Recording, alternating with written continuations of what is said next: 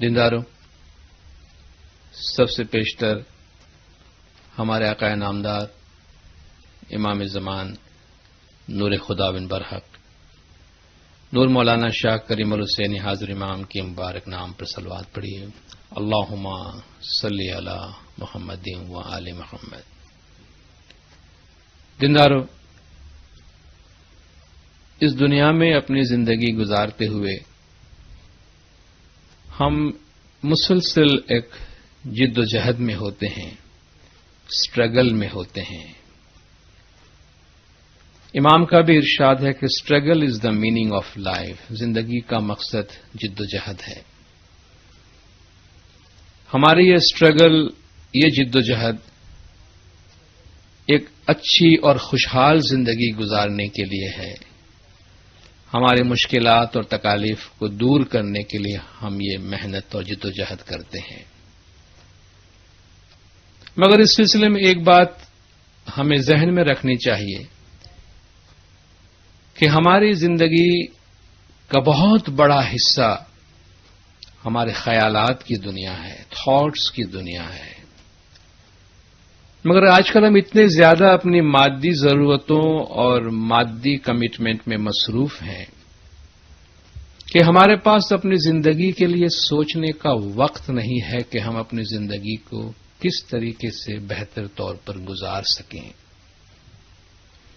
جن لوگوں کے پاس وقت رہا ہے انہوں نے ہمارے لیے سوچا ہے، غور و فکر کیا ہے، اور سوچنے والوں نے، دانش مندوں نے ہماری زندگی کو بہتر طور پر گزارنے کے کچھ بڑے آسان اور سادہ سے پرنسپلز بتائے ہیں۔ آج پہلے ہم ان کچھ پرنسپلز کی بات کریں گے کہ جن پہ عمل کر کے ہم اپنی زندگی کو کافی حد تک پرسکون بنا سکتے ہیں۔ اور اس میں سب سے پہلی بات یہ ہے کہ ہمیں اپنے خیالات کی طرف توجہ دینی چاہیے۔ اگر ہمارے خیالات ہمارے قابو میں ہیں تو ہم کافی حد تک اپنی زندگی کو گائیڈ کر سکتے ہیں، اپنی زندگی کی رہنمائی کر سکتے ہیں۔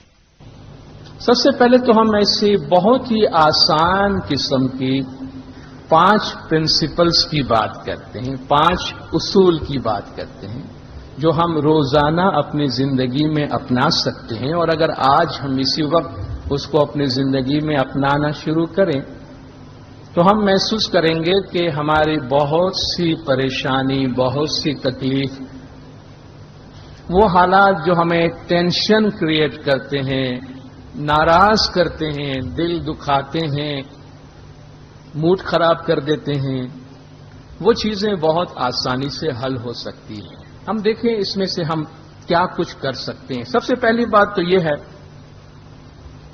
کہ ہم کو جو چیز اچھی لگتی ہے، یہ پہلا پرنسپل ہے، جو چیز اچھی لگتی ہے، جس کی اللہ نے اجازت دی ہے، جو جائز ہے، اس کو انجوائے کریں، اس سے خوش رہیں۔ اللہ نے ہمیں اچھی لائف دی ہے، اچھا گھرانہ ہے، اچھا خاندان ہے، مولا نے ہمیں پیارے بچے دیے ہیں، اچھا کاروبار دیا ہے، اچھی زندگی دی ہے، مولا نے ہمیں دنیا میں خوش رکھا ہے، تو اس کو انجوائے کریں، اس کا شکر کریں۔ یعنی اللہ نے ہمیں کچھ دیا ہے تو اپنے دل میں اپنے آپ کو خوش رکھیں، بجائے اس کے کہ ہمارے پاس کیا نہیں ہے ہم اس کی لسٹ بناتے رہیں۔ وہ بھی ہم بناتے ہیں، اچھی بات ہے، لیکن صبح سے اٹھ کے رات تک ہم یہی کہتے رہیں کہ ہمارے پاس کیا کیا نہیں ہے وہ ہم کو چاہیے، اس کے بجائے ہمارے پاس کیا کیا ہے ہم اس کی لسٹ بنائیں اور اس پہ شکر کریں، اس کا ذکر کریں، لوگوں میں اس کو شیئر کریں کہ مولا کا بڑا شکر ہے کہ مجھے تندرستی دی ہے، مولا نے اچھا گھرانہ دیا ہے، اچھے بچے دیے ہیں۔ تو یہ ساری خوشیاں جو ہماری زندگی میں ہے اس کو انجوائے کریں، اس سے لطف اندوز ہو۔ یاد رکھیے اللہ خوشیاں منانے سے منع نہیں کرتا ہے، اللہ جائز خوشیاں منانے سے منع نہیں کرتا ہے۔ ہم جن خوشیوں کے پیچھے بھاگتے رہتے ہیں واللہ وہ خوشی ہمارے پاس ہوتی ہے، لیکن ہم چونکہ دور دیکھتے ہیں، انگریزی میں کہتے ہیں کہ happiness is not a destiny happiness is a journey. کہتے خوشی جو ہے وہ کسی منزل کا نام نہیں ہے، خوشی ایک سفر کا نام ہے. تو ہم جو دور کہیں خوشی ڈھونڈنے جاتے ہیں وہ دور کہیں نہیں ہوتی، ہمارے آس پاس ہوتی ہے، ہمارے ساتھ ہوتی ہے. اس کو ہم معلوم کریں، ریکگنائز کریں اور اس سے خوش ہو جائیں. تو جو چیز ہمیں اچھی لگتی ہے، ہمارے پاس پیاری چیزیں ہیں، اس سے خوش ہو جائیں اور اس کو انجوائے کریں. یہ بہت سادہ سا پہلا پرنسپل ہے. دوسری بات اس میں یہ ہے کہ جو چیز ہم کو اچھی نہیں لگتی ہے اس کو ایوائڈ کریں. جو چیز ہمیں اچھی نہیں لگتی اس سے دور رہیں. ہمیں کچھ لوگ اچھے نہیں لگتے ہیں، ہمیں کوئی جگہ اچھی نہیں لگتی ہے، کوئی چیز اچھی نہیں لگتی ہے، کہیں جانا اچھا نہیں لگتا. بھائی اس کے گھر جاتا ہوں تو میرا موڈ خراب ہو جاتا ہے. تو کیوں جاتے ہیں؟ مت جاؤ. ہم فلان کے پاس جاتے ہیں، اس سے ملتے، یہ کام کرتے، وہ کام کرتے، موڈ خراب ہو جاتا ہے. تو نہیں کرو. کس نے بولا ہے کہ ایسا کرو؟ تو جو ہم کو اچھی نہیں لگتی ہے جو چیز، اس کو ایوائڈ کریں، اس سے دور رہیں. بہت سادہ سادہ قانون ہے. یہ وہ ہے جو شروع میں تو بڑا آسان ہے. ہمارے پاس جو ہے، جو اچھی لگتی ہے اس کو انجوائے کریں، جو چیز اچھی نہیں لگتی اس کو ایوائڈ کریں. بھئی جو چیز اچھی نہیں لگتی ایوائڈ نہیں کر سکتے، اس کو ایوائڈ نہیں کر سکتے، یعنی اس سے ہم بچ نہیں سکتے. بھئی گھر کے ہمارے ممبرس ہیں، میرے گھر میں کوئی چیز لگی پڑی، بھئی فریم لگا پڑا ہے، ہر روز میرے سامنے یہ فریم آتا ہے، مجھے اچھی نہیں لگتی. یہ فوٹو لگا ہوا ہے، گھر میں یہ چیز پڑی ہوئی ہے، گھر کے سامنے یہ چیز پڑی ہے، میں اس سے بچ نہیں سکتا. وہ میرے ساتھ میں ہے، ہمیشہ میرے سامنے ہے. تو جب میں اوائڈ نہیں کر سکتا ہوں تو کیا کروں؟ تو جو چیز پسند نہیں ہے اوائڈ نہیں کر سکتے ہیں تو چینج کر ڈالیں. یہ تیسرا پرنسپل ہے. چینج کر ڈالیں اس کو. بھئی گھر میں یہ فریم اچھا نہیں لگتا ہے، آپ کو تکلیف ہوتی ہے، آپ کے پاس طاقت ہے، چینج کر ڈالو. تو جو چیزیں ہماری طاقت میں ہے کہ ہم چینج کر سکتے ہیں، اس کو بدل سکتے ہیں تو بدل ڈالو. خامخواہ ایک چیز ہم کو تکلیف پہنچاتی ہے، کوئی حالات ہمیں اچھے نہیں لگتے، کوئی سمبند ہمیں اچھے نہیں لگتے، بھئی اس آدمی کے ساتھ مجھے اٹھنا بیٹھنا پڑتا ہے، ایوائڈ نہیں کر سکتے ہیں. اس میں کوئی تبدیلی لائیے. مجھے دوستوں کی ضرورت ہے مگر یہ دوست مجھے پسند نہیں ہے تو دوست بدل ڈالیے. کچھ تو کرنا پڑے گا نا. اگر اچھا نہیں لگتا اور اچھا لگنا ہے تو کچھ نہ کچھ تو کرنا پڑے گا. تو جو اچھا لگتا ہے اس سے خوش ہو جائیں، جو اچھا نہیں لگتا اس کو چھوڑ دیں، ایوائڈ کریں. نہیں چھوڑ سکتے ہیں تو چینج کر ڈالیں. اس کے بعد چوتھا پرنسپل آتا ہے جو ذرا مشکل ہوتا ہے ہمارے لیے کہ بھئی میں اس کو ایوائڈ بھی نہیں کر سکتا، میں اس کو بدل بھی نہیں سکتا ہوں. بھئی گھر کے ممبر کو آپ نہ ایوائڈ کر سکتے ہیں نہ بدل سکتے ہیں. میاں کو بیوی اچھی نہیں لگتی، بیوی کو میاں اچھا نہیں لگتا، ساتھ میں رہنا ہے، ایوائڈ نہیں کر سکتے ہیں، بدل نہیں سکتے ہیں. گھر کے ممبر ہیں، ماں باپ کو بچے اچھے نہیں لگتے ہیں، بچوں کو ماں باپ نہیں اچھے لگتے ہیں. کتنی ساری سچویشن ہوتے ہیں، کتنے سارے ایسے حالات ہیں جو ہم کہتے ہیں ہمیں اچھا نہیں لگتا ہے، ہمیں ان کے ساتھ نبھا کرنا ہے لیکن ہم اس کو بدل نہیں سکتے ہیں. تو بہت امپورٹنٹ پرنسپل یہاں پہ آتا ہے کہ اگر آپ اس کو بدل نہیں سکتے ہیں تو ایکسپٹ کر لیں، قبول کر لیں، ایکسپٹ کر لیں. جب آپ کے پاس کوئی چارہ نہیں ہے، زندگی میں ان کے ساتھ رہنا نبھانا ہے، حالات ہیں، خدا نخواستہ بیماری ہے، کوئی ایسی بیماری ہے زندگی بھر ساتھ رہنے والی ہے، تو بجائے زندگی بھر اس کے ساتھ لڑنے کے اس کو ایکسپٹ کریں. گھر میں کوئی ایسا مہمان آ گیا کہ جو رہنے والا ہے، جانے والا نہیں ہے، تو بجائے روز روز مارا ماری کرنے کے اس کو قبول کر لیں، اس کے ساتھ تعلقات اچھے کر لیں، اس کو ایکسپٹ کر لیں. کہا یہ تو کوئی بات نہیں ہوئی، جو ہمیں اچھا نہیں لگتا ہے، اتنا اچھا نہیں لگتا کہ ہم اس سے گریز نہیں کر سکتے ہیں، بدل نہیں سکتے ہیں. اور آپ کہہ رہے ہیں کہ ایکسپٹ کر لیں، قبول کر لیں اس کو. کیسے بھئی جب آپ اس سے چھٹکارا نہیں حاصل کر سکتے ہیں. بہت سے ہماری زندگی میں دکھ پہنچانے والے حالات جس سے ہم چھٹکارا حاصل کرنا چاہتے ہیں لیکن نہیں کر سکتے ہیں. 24 گھنٹہ وہ چیزیں ہمیں پریشان کرتی ہیں اور آپ کہتے ہیں اس کو قبول کر لیں. بھئی قبول نہیں کریں گے تو پھر ٹھیک ہے، لڑتے رہیں، ہمارے پاس اور کوئی چوائس نہیں ہے. یہ بہت سوچنے والوں نے، دانش مندوں نے، جن کے پاس ٹائم تھا، جنہوں نے عقل کا استعمال کیا ہے، فکر کا استعمال کیا ہے، زندگی گزارنے کا طریقہ بتایا ہے، وہ کہتے ہیں کہ زندگی اچھی گزارنے کے واسطے یہ پرنسپلز اچھے ہیں. تو اس کو قبول کر لیں، حالات کو ایکسپٹ کر لیں. اور 5واں پرنسپل جو اس میں سب سے زیادہ امپورٹنٹ ہے کہ اس کو قبول کرنے کے لیے بھی کیسے قبول کر لیں جو چیز ہمیں پسند نہیں ہے. یہی تو سب سے بڑی چابی ہے کہ اگر پسند نہیں ہے قبول کر لیں. قبول کرنے کے لیے اپنا ایٹیٹیوڈ بدلیں.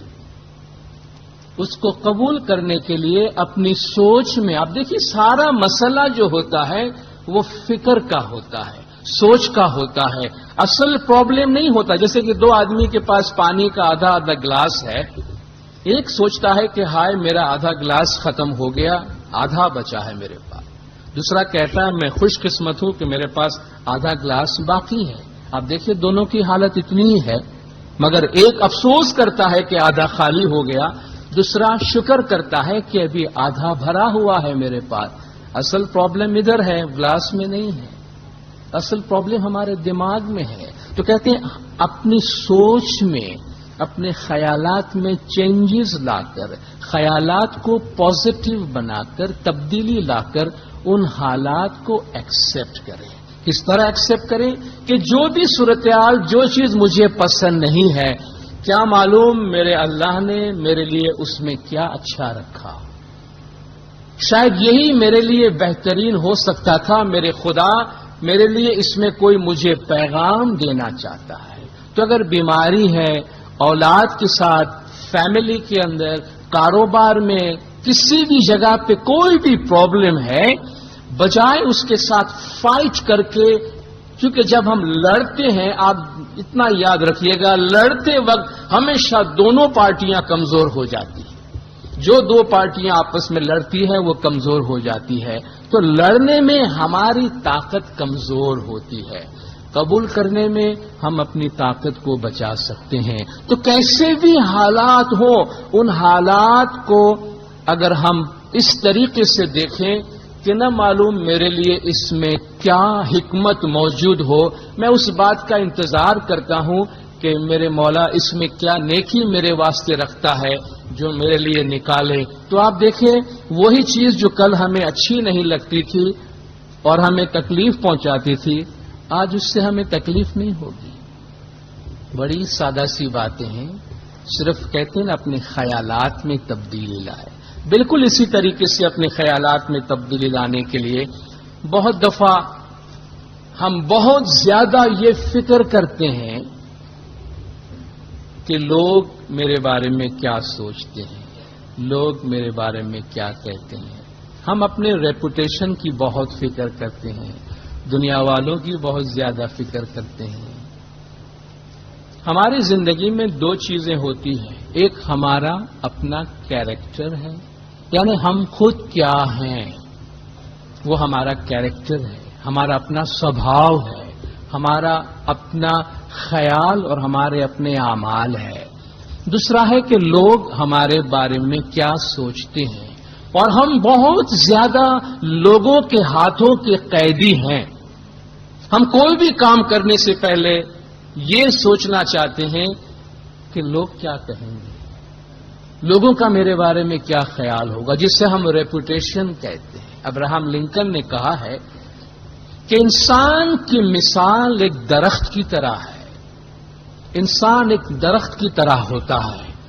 درخت خود جو ہے وہ اس کا کیریکٹر ہے. ہم خود جو ہیں جیسے بھی ہیں، ہمارا اپنا ایک کیریکٹر، سیرت عادت اور عمل ہے.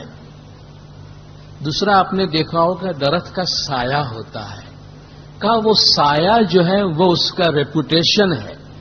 ریپوٹیشن کا مطلب ہے لوگ اس کے بارے میں کیا سوچتے ہیں, لوگ اس کے بارے میں کیا کہتے ہیں, لوگوں میں اس کا نام کیسا ہے. درخت کو کبھی بھی یہ فکر نہیں ہوتی کہ اس کا سایہ صبح کیسا لگتا ہے, شام کو کیسا لگتا ہے.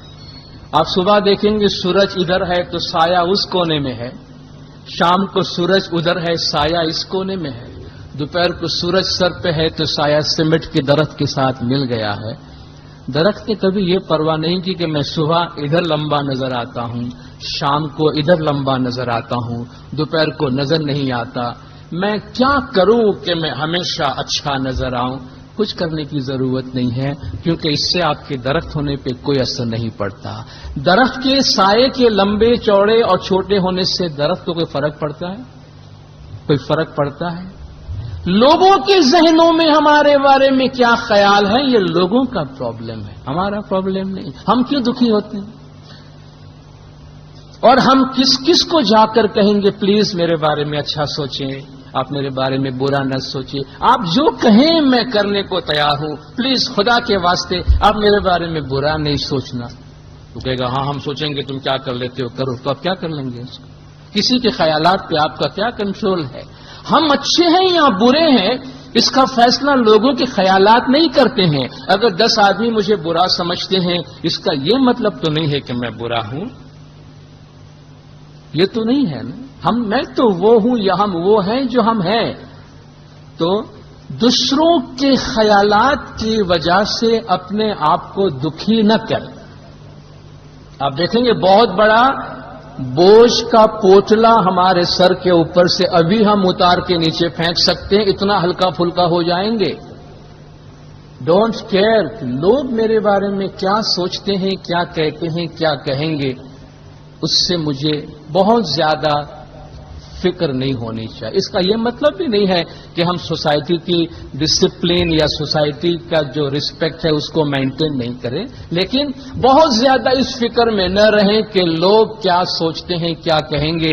ہم کبھی بھی ساری دنیا والوں کو خوش نہیں کر سکیں گے. اس لیے ہمیں جو کچھ کرنا ہے دوسروں کو خوش کرنے کے واسطے نہیں کرنا ہے, ایک کام جو اچھا ہے وہ کرنا ہے. تو آپ دیکھیں گے خامخواہ ہمارے ذہن میں ہم پریشانی اور دکھ پہنچانے والی چیزوں کو نہیں آنے دیں گے. یہ ایک بہت امپورٹنٹ میسج ہے جو ہم دینا چاہتے ہیں. تیسری بات یہ ہے کہ ہم بہت دفعہ چیزوں کو, اپنے خیالات کو, اپنے ویوز کو زبردستی تھامے اور پکڑے رکھنا چاہتے ہیں. اکثر کہا جاتا ہے چھوڑ دو, لیٹ گو. آگے چل کے ہم تسبیحات اور دعاؤں میں اس کا ذکر کریں گے. بہت دفعہ چیزوں کو چھوڑ دینا پڑتا ہے. زبردستی چیزوں کو پکڑے رکھنے سے اس کا فائدہ تو نہیں ہوتا. اگر آپ نے کوئی بہت قیمتی زیور کو اپنے ہاتھ میں پکڑ رکھا ہے, سامنے والا اسے کھینچ رہا ہے اور وہ قیمتی چیز ہمارے ہاتھوں کو زخمی کر رہا ہے اور ہاتھوں سے خون بہ رہے ہیں, تو ایسی چیزوں کو بچانے, ڈیفینڈ کرنے کی کیا ضرورت ہے جو ہمیں زخمی کر رہے ہیں. تو بہت ساری چیزیں ایسی ہیں, ہمارے خیالات یا ہمارے رشتے, اس کو کبھی چھوڑنا چاہیے. جب تک پرانی چیزوں کو نہیں چھوڑیں گے تو نئی چیزیں نہیں آئیں گی. تو ہمیشہ تھوڑی سی دوری, جس کو ہم کہتے ہیں ڈٹیچمنٹ, کسی بھی چیز کے ساتھ اتنا زیادہ چپک نہ جاؤ کہ اس سے نکلنے میں آپ کو تکلیف ہو. تھوڑا سا ڈسٹینس رکھو تاکہ جب ہم کہنا چاہے چلو کوئی بات نہیں, اس کی مرضی کے مطابق ہوتا ہے, ایسا ہونا ہے کوئی بات نہیں, ایسا ہونا بھی ہمارے لیے اچھا ہے. ہم بہت دفعہ چیزوں کو, خیالات کو مضبوطی سے پکڑنے کی وجہ سے دکھی ہوتے ہیں. اس کو خدا کی مرضی کے مطابق آگے جانے دیں. چیزوں کو بہت زیادہ بدلنے کی اور دوسروں کی زندگیوں کو بدلنے کی کوشش نہ کریں. ہم میں نے شروع میں جو بات کہی، ہمارے پاس ٹائم نہیں ہوتا کہ ہم تھوڑی دیر بیٹھ کے اپنے بارے میں سوچیں، اپنی روح کے بارے میں سوچیں، خاموشی سے بیٹھیں، کیونکہ ہم میں سے ہر ایک ابھی بہت اچھے رائٹرز بن گئے ہیں. ہم میں سے سب اچھے اسکرپٹ رائٹرز، کہانی لکھنے والے بن گئے ہیں. اور ہم کس کی کہانی لکھتے ہیں؟ دوسروں کی کہانی لکھتے ہیں. ہم دوسروں کی فلم کو ڈائریکٹ کر رہے ہیں. میرے بچے کو کیا کرنا چاہیے، اس کا ایک ایک قدم کا فیصلہ میں کروں گا. میرے گھر والوں کو کس طرح زندگی گزارنی چاہیے، مجھ سے پوچھ کے کرو.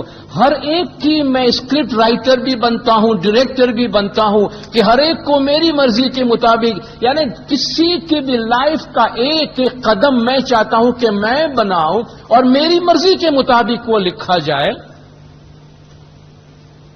اور جب ایسا نہیں ہوتا تو ہم بڑے دکھی ہوتے ہیں. میرا بیٹا میری مرضی کے مطابق جیے، میری بہو کو کیا کرنا چاہیے میں بتاؤں، یا میری ساس کو کیا کرنا چاہیے میں بتاؤں، میرے بھائی کو کیا کرنا چاہیے، میرے پڑوسیوں کو کیا کرنا چاہیے، میرے ادارے میں ہر ایک کو کیا کرنا چاہیے.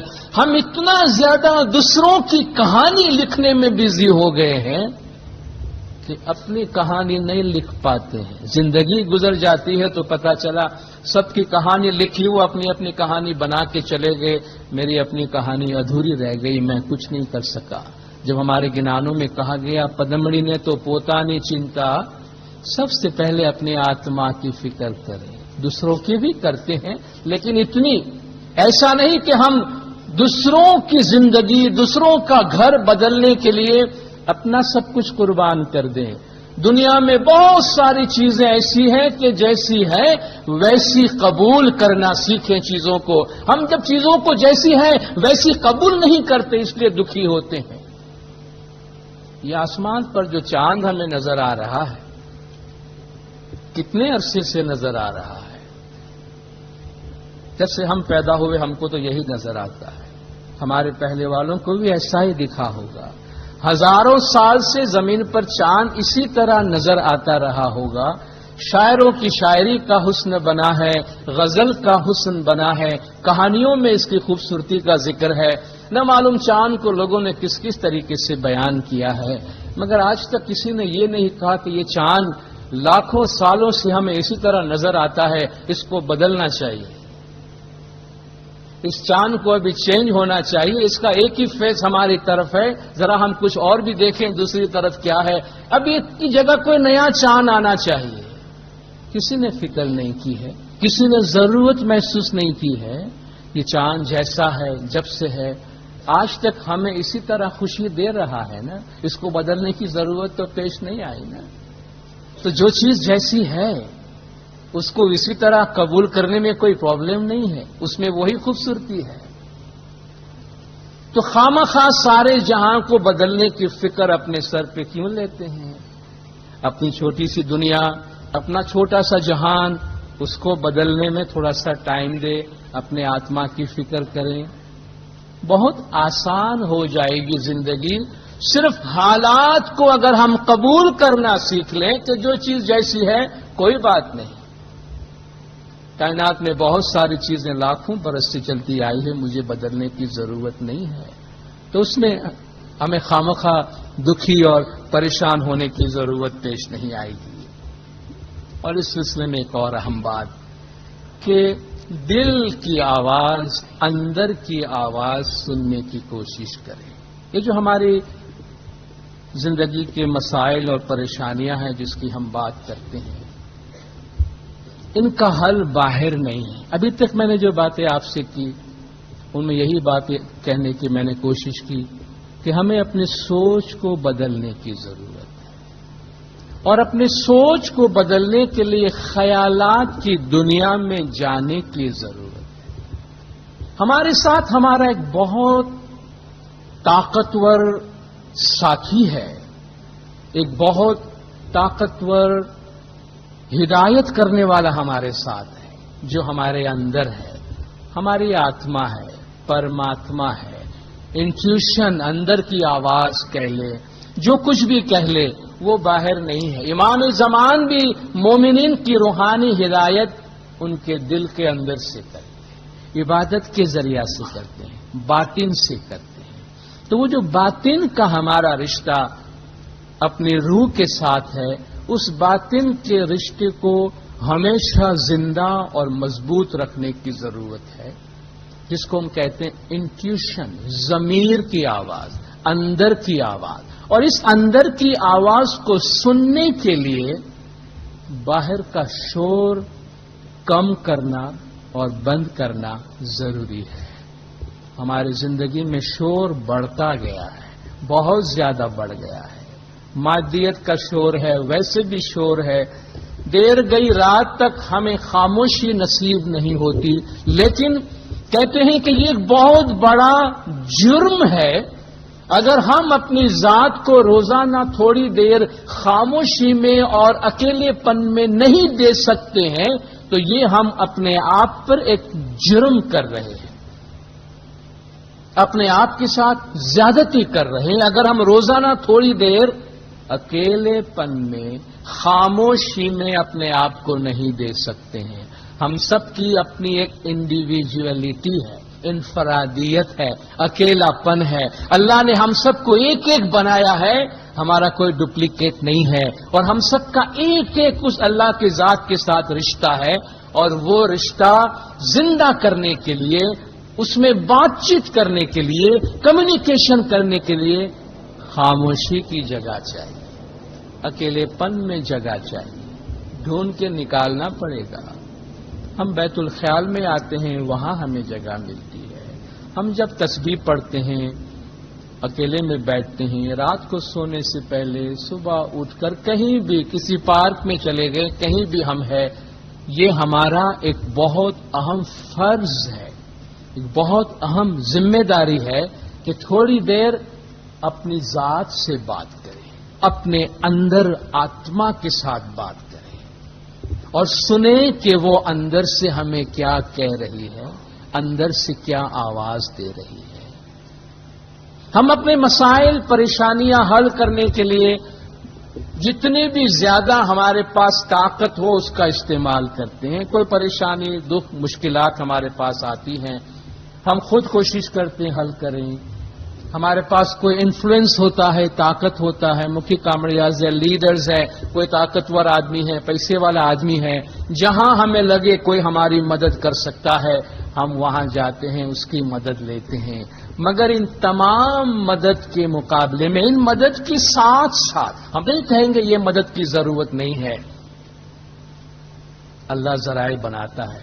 ان تمام راستوں کے ساتھ ساتھ ایک بہت بڑی طاقت ہے، بہت بڑی طاقت جس نے ہم کو بنایا ہے، جس نے پوری کائنات کو بنایا ہے، جو ایسی کئی کائنات ایک ایک لمحے میں بناتا جا رہا ہے اور کائنات کو پھیلاتا جا رہا ہے. اور مولا نے فرمایا تم طاقت کا اندازہ، کسی بھی بڑی طاقت کا اندازہ تمہارا ذہن اگر کر سکتا ہے، اس سے کہیں زیادہ طاقتور وہ ہستی ہے جس کو اللہ تعالی کی ذات کہتے ہیں.